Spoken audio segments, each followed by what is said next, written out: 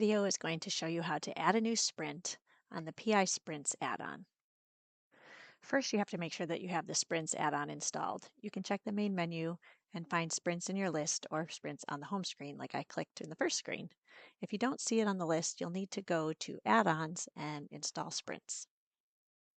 The first thing that you'll see on the sprints home screen here is a division of what state each of the sprints is in. It'll be not active, active, or closed by column.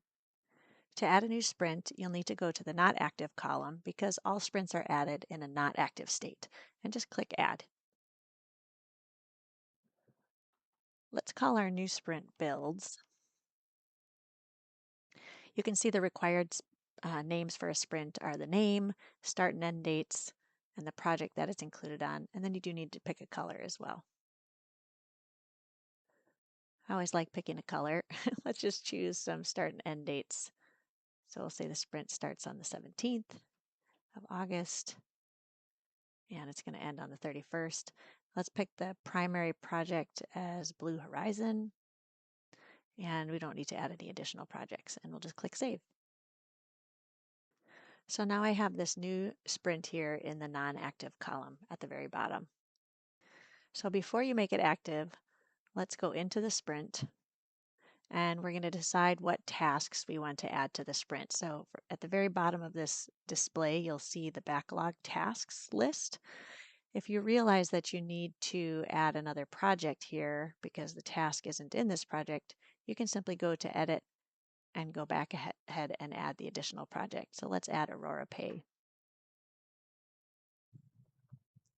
And we'll hit Save. Okay, so now I'm back to the sprints, and I can decide in this sprint we're going to conduct the UAT sessions, we're going to confirm the scope and success criteria, we're going to make, let's go ahead and obtain that UAT approval. And if I wanted to, I could set some filters for things that were assigned to me or change my layout or look at the list a little differently if I'd like to. Now I have those all added to the sprint tasks. You'll see now that there's 0% complete here, and the original estimate of work is 90 hours, and there's a work estimate of 90 hours because we haven't started, of course, so they'll be the same. And you can see that all of those work hours from each task adds up to 90.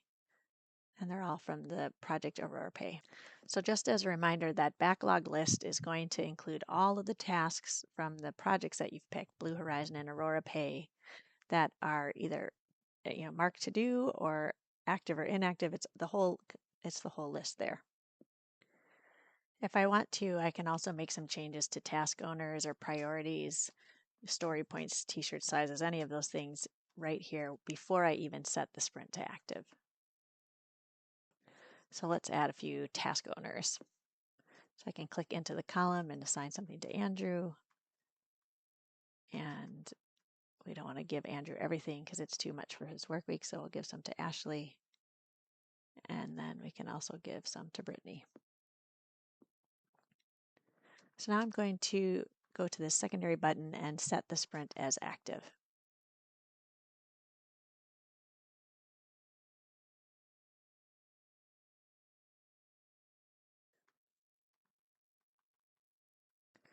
So now I can go ahead and go in, and if I check this box, I can make sure that all the start and end dates in those task dates match the sprint dates. So we'd like to do that. And now I'm going to go ahead and click Activate. So now that we made that active, if I go into any one of these tasks, you can see that the task dates match the sprint dates that we set already.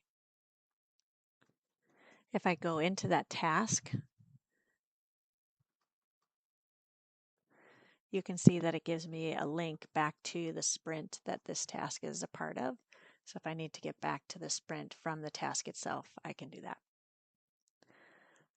When we go through the sprint lifecycle, as we mark each of these tasks complete, you'll see the percent complete bar change on the sprint itself.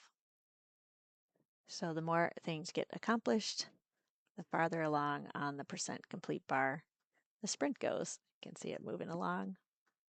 It's kind of rewarding until we reach 100% complete.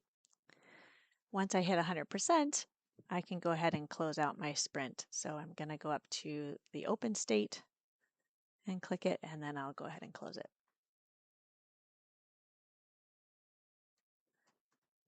So now that I'm back at the sprint, I can't make any more edits on this sprint because it's already been closed out.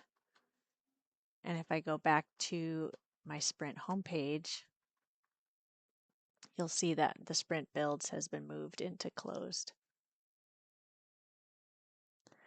So this has been an overview of how to manage a sprint from start to finish after starting it in the non-active state. If you have any other questions, you can check our help documentation or contact us at support.